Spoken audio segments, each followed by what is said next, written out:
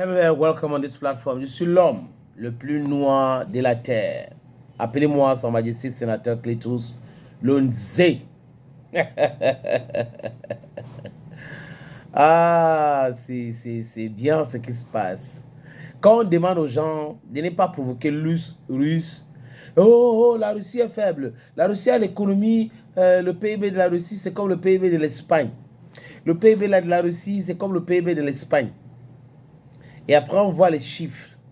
Leurs institutions criminelles, toxiques, le Fonds monétaire international, avec ces différents classements qui montrent que la Russie est la 4e économie au monde aujourd'hui. La capacité de fabriquer tout, des avions de guerre, les avions commerciaux, tout.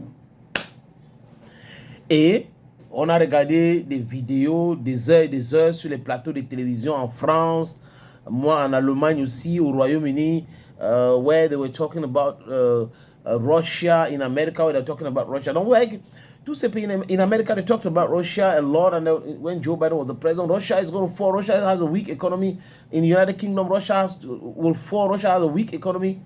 Et en France, la même chose. La Russie est faible. La Russie a le PIB de l'Espagne. Les mêmes narratifs construits dans les agences de communication et donnés aux gens qui sont en réalité des gens professionnellement corrects ou qui ont du niveau, mais qui ont remplacé le cerveau en billet de banque. Et ça donne ce que ça donne là, les amis. Mais ils se sont trompés. Parce que Vladimir Poutine a une démarche pédagogique, une démarche pragmatique. Il sait ce qu'il fait et il sait ce qu'il veut. Et Poutine dit ce qu'il peut faire et fait ce qu'il a dit qu'il va faire. Ça, c'est le mindset. Depuis 2007, Poutine avertissait l'OTAN. Les gars n'écoutaient pas. Et il a commencé donc à se préparer. Il voulait intégrer l'OTAN, ils ont dit non. Il voulait donc intégrer l'Union européenne, ils ont dit non. Et il a compris que les gars se disent non parce qu'ils veulent nous balkaniser. Et Poutine a décidé de construire quelque chose de solide, de construire une défense solide pour son pays, de moderniser les armes nucléaires et autres. C'est-à-dire que les armes que la Russie a aujourd'hui, aucun pays au monde n'a, ni la Chine, ni les autres, personne n'a. Mais la Russie est en train de, comme la Russie prône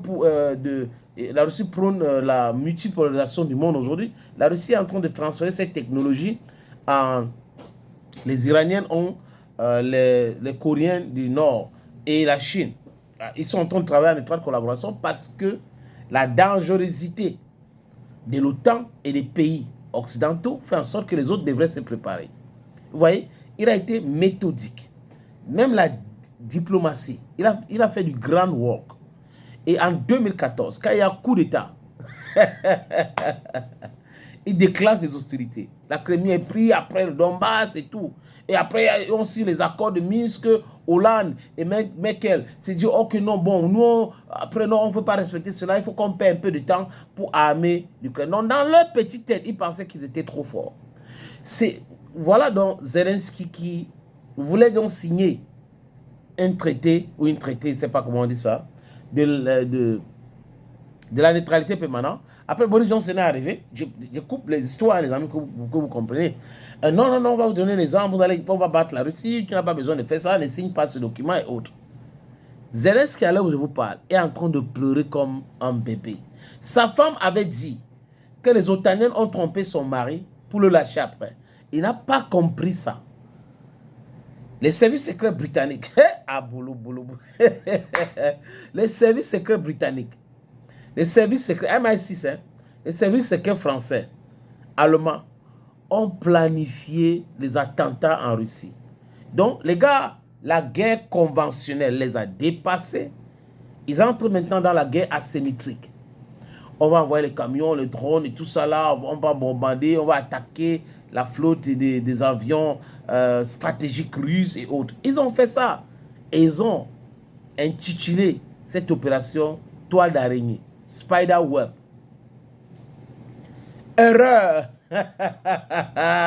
Erreur. Même Donald Trump a dit que quand j'ai vu ça, j'ai dit que bienvenue la riposte et le bombardement. Imaginez que c'est les Américains qu'un pays avait fait ça. C'est que même la bombe nucléaire, les gars devraient larguer là-bas. Le nombre de kilotonnes de TNT que les gars devraient larguer dans ce pays-là, c'est pas ce que la Russie est en train de faire là. Donc, Donald Trump a dit, ah, quand j'ai vu ça, j'ai su qu'il y aura un problème. Et lui, rapidement, il a discuté avec Vladimir Poutine, il a appelé Vladimir Poutine. Vous savez pourquoi? Parce qu'il n'a pas voulu que Poutine utilise l'arme nucléaire sur l'Ukraine. Donc, il fallait discuter avec lui, vraiment discuter avec lui pour apaiser la situation. Mais Poutine avait dit à Donald Trump que je vais riposter violemment. Et Trump, après la conversation avec Poutine, avait dit aussi que Vladimir Poutine m'a dit que la Russie va riposter. On a vu des analphabètes, on a vu les plaisantins, on a vu des rigolos sur les plateaux de LCI. Vraiment, c'est une grosse attaque, c'est une réussite totale. Ce que l'Ukraine a fait, c'était ceci, c'était cela. Et la réponse russe maintenant, ce sont les nuits interminables. Les gens n'arrivent pas à dormir à Kiev et aux autres villes ukrainiennes. Dnipro, une autre oblast, a été attaquée. La Russie veut récupérer ça maintenant. Soumis, la Russie veut récupérer ça maintenant. Alors qu'initialement, quand les discussions avaient commencé, Donald Trump avait dit, la Russie veut seulement les 4 oblasts et tout, on négocie. Les radicaux en Ukraine, non, non, non, on ne veut pas accepter, c'est inacceptable. Maintenant, ils vont perdre encore 2 autres oblasts. Soumis va partir, Dnipro va partir, et même Kharkiv peut partir. Donc, vous voyez qu'ils sont dans le non-sens, et pendant que la Russie leur dit, on veut ceci, on veut cela, non, non, non, on ne peut pas vous donner. Et après, la Russie prend ça par la force maintenant.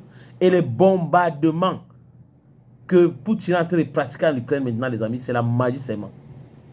C'est ce qu'on appelle les bombardements punitifs. Il frappe l'Ukraine. 380 drones, 400 drones, 200 drones, 150 drones, les missiles balistiques, Iskander, supersoniques, 7, 8, 12, tous les jours. Et la crainte, c'est le Yaz, Satan 2. Trump est en train de lui, non, non, non, vraiment, ne fais pas ça. Et, à l'heure où je vous parle, Volodymyr Zelensky parle de bunker à bunker. Il est en train de se cacher. Et lui, l'autre jour, il a dit que il y a un risque d'une 3e guerre mondiale. Trump lui avait dit, il pensait que c'était la blague. Mais les amis, il faut qu'on corrige ça. Je répète, il faut qu'on corrige ça. Il n'y a jamais eu de première guerre mondiale. Il n'y a jamais eu de 2e guerre mondiale. Il y a eu une guerre entre Européens en 1914 et 18.